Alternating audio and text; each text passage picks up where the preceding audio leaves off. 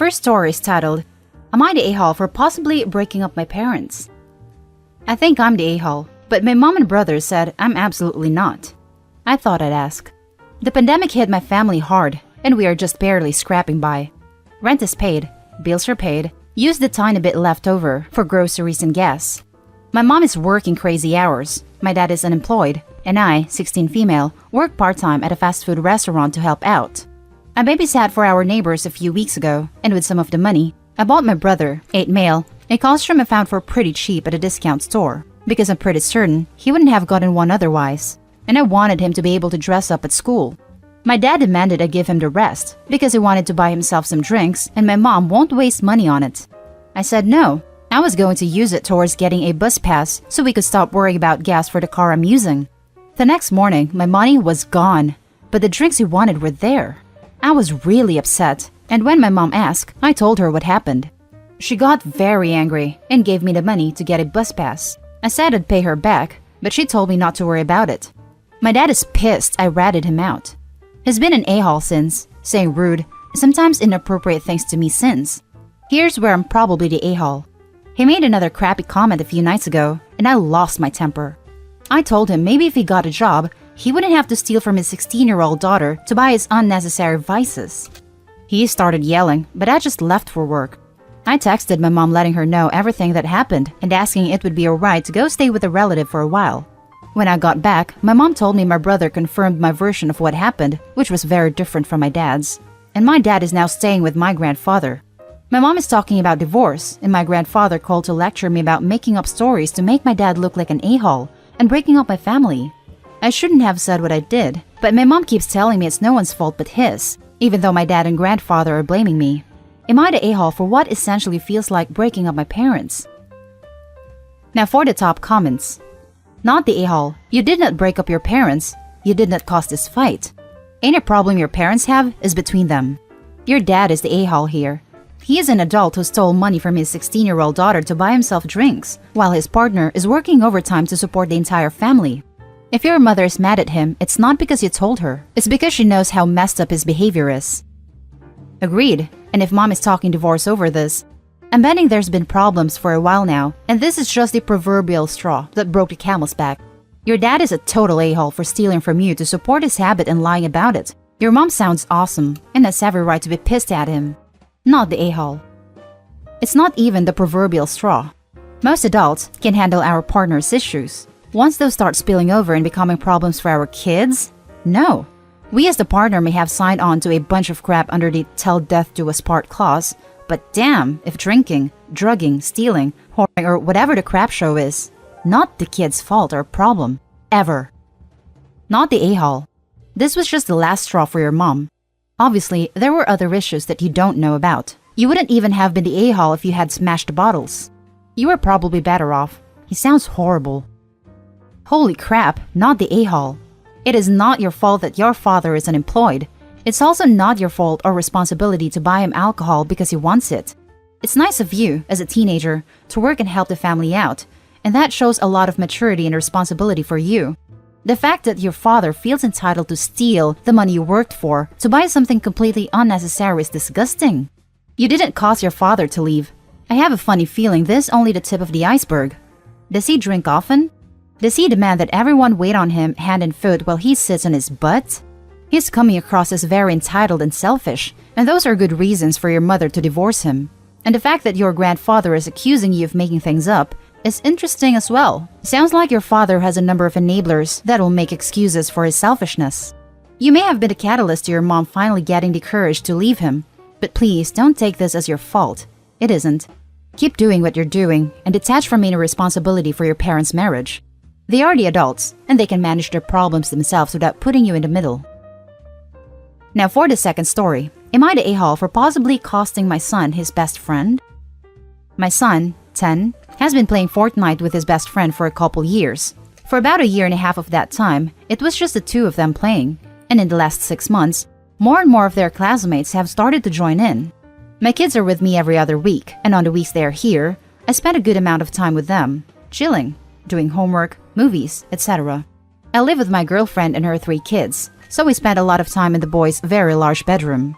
About 3 months ago, I started noticing my son being upset and found out that he was being kicked from the groups. And at first, I was concerned maybe he was being a jerk or whatever. About 2 months back, I was in their room and my son was playing with his friends, and I heard him kind of begging and saying, "Don't kick me." And then he said, "I don't have V-Bucks to get you that skin," and then he got kicked. I asked him what was going on, and he downplayed it, and I let it go. Since that point, I've seen the same thing happen a few more times, and I finally got him to open up to me, and it turns out he has been being bullied by his friend for a long time into giving/gifting skins, emotes, and other items. I explained to him that I got the V-Bucks for him to get stuff for himself, and that I can't afford to be getting his friend's stuff. He said he understood and said he would stop. It turns out that his friend has been doing this to all of his friends, and he opened up to me that he had given this kid 20 plus items, ranging from 1,200 to 2,000 V-Bucks, $12 to $20 each. So, I've spent anywhere from $250 to $400 on this kid that I know of. I had written out a long text to this kid's mom a couple weeks back, and for some reason, I decided not to send it. Well, Tuesday, yep, you guessed it, I was in the kid's bedroom and I heard, "No, Billy, I don't have enough V-Bucks to get you that skin." But then I heard, "You know what, Billy, I've given you more than 20 things and you've given me one." He was of course kicked from the group. That was the last straw for me, and I guess for my son too. It turns out that the other kids were giving this kid whatever he wanted, and that was why my son often was the one who would get kicked. I told him I was going to be sending his friend's mom a text explaining everything, and I also had some text messages with Billy saying, "If you buy me the skin, I will refriend you." He begged me not to send it, but I obviously thought it was important enough that the mom needed to know what her kid was doing. She replied back in a very understanding way, apologizing to my son and to me, and she said she would be talking to her son yesterday after school. So, my son didn't want to go to school today because he is worried about how things will be. So, am I the a-hole, or did I do the right thing? Hard to ruin a 5-year best friend relationship, and yes, I see that this kid wasn't really being a best friend. Oddly, I blame COVID for bringing this on. For 6 months, the only place they saw each other was online. And yes, the mother has offered to reimburse us for the V-Bucks. Now for the top comments. Not the a-hole. Real best friends don't beg their friends to get something for them. Not beg. The kid is bullying others to give him skins by not allowing them to play with him if they don't give him skins. I think this is a really important distinction. The kid didn't beg or even ask. He demanded. He then made these demands a conditioned precedent for his friendship. Opie did the right thing, but now there will be a difficult time for his son. He may very well go to school and find that he is now without a friend group, since it sounds like the other friends are still under the bully's sway. That is rough, having to go to school every day without a friend group. Not the a-hole. You are protecting your son from being bullied and financially abused. Your son is not mature enough to understand the situation, and you have to do what is best for his interest. He will come to understand your reasons. Your son is not mature enough to understand the situation, and you have to do what is best for his interest. It's good for kids to have autonomy, but if they use their autonomy to do stupid crap, whether it's of their own volition or they're manipulated into doing it, sometimes you have to step in and do the right thing for them. Not the a-hole.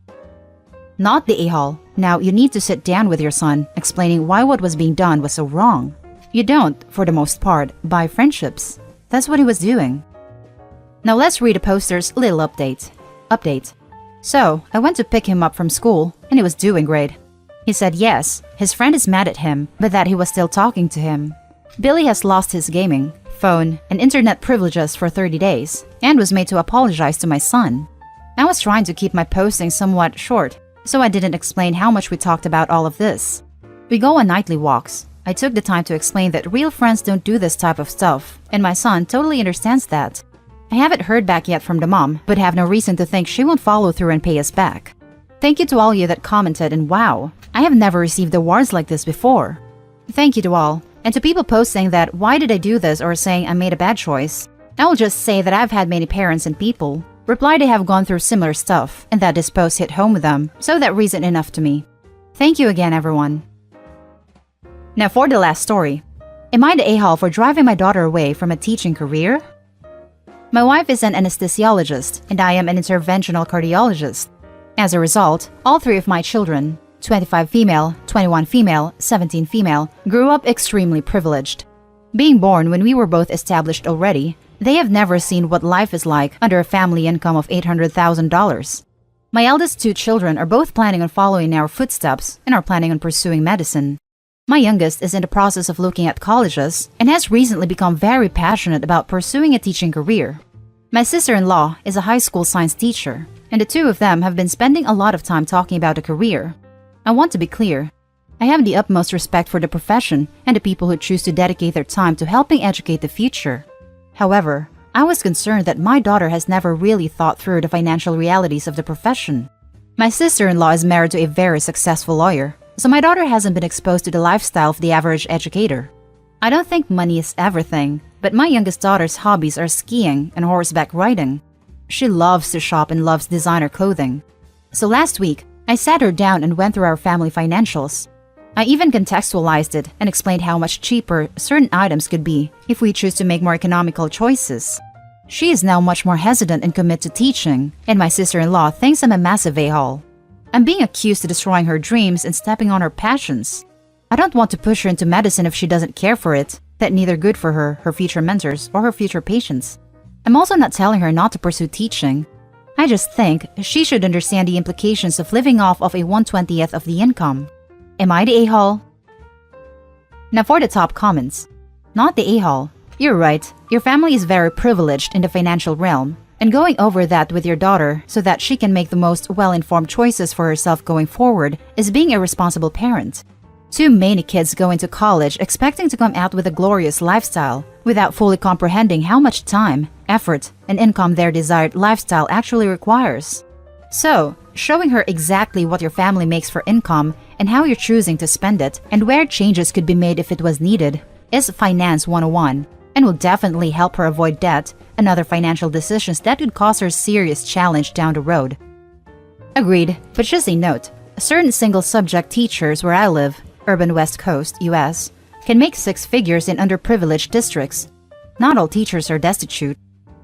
Not the a-hole, you're preparing her for the reality that she is going to face after college. You are literally teaching her budgeting. You did not say don't pursue teaching. You just taught her about what different salaries can buy. If she isn't prepared to deal with the lifestyle it comes with, she shouldn't be a teacher. Honestly, it seems like this was the most responsible course of action for both of you.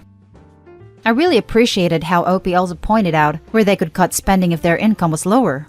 It really emphasizes how she can go be a teacher. She just needs to be realistic about what that means for her budget. No a-holes here. You're doing a good job by going over budgeting and finance stuff with your daughter and showing her the realities of a $40,000 a year job as contrasted with a $400,000 job. Absolutely not the a-hole. Your sister-in-law is extolling the virtues of her profession, which she loves.